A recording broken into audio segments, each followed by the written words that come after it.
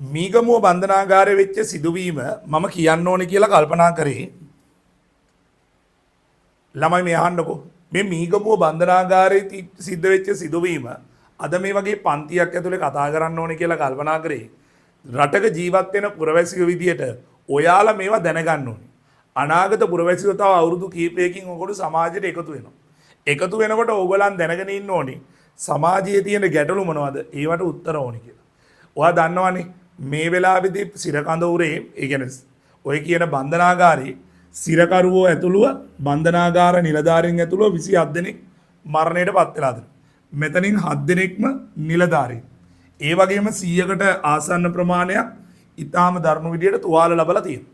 එතකොට බන්ධනාගාරයකට දාන්න පුළුවන් ප්‍රමාණය ඉක්මවලා සිරකරුවෝ දැමීමත් ඒ සිරකරුවන්ව පාලනය කරන්න තරම් බන්ධනාගාරය තුල නිලධාරීන් නැති වෙන එකත් හේතුවක් වෙනවා මේ වගේ තත්ත්වයන් නිර්මාණය කරන්න.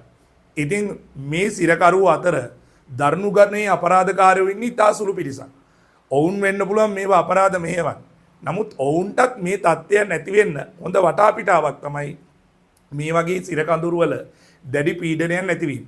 එතකොට ඒගොල්ලන්වත් මෙල්ල කරගෙන සමාජයට අයහපතක් නොවන විදියට මේ සිරකාරයන්ව අලුතෙන් দমনය කරලා ඒ කියන්නේ මොනවා හරි ක්‍රමයකින් මේගොල්ලන්ව සමාජයට හොඳ මිනිස්සු කරලා එළියට දාන්න ඕන. මොකද සිරකරුව මිනිස්සු. හැබැයි මේ හිරකාරයෝ අතර ඉන්නවා ඊටාම දරුණු විදිහේ দমনය කරන්න බැරි જાතියේ චරිත වෙච්ච මිනිස්සු. ඒ මිනිස්සුන්ගේ හිත් වලට හරි පාර පෙන්නන්න. ඒක වෙන්න ඕන විදිය ගැන අපිට වඩා හොඳට මේ රටේ ඉන්න නිලධාරීන් සහ මේ ගැන අත්දැකීම් තියෙන මිනිස්සු ඉන්නවා.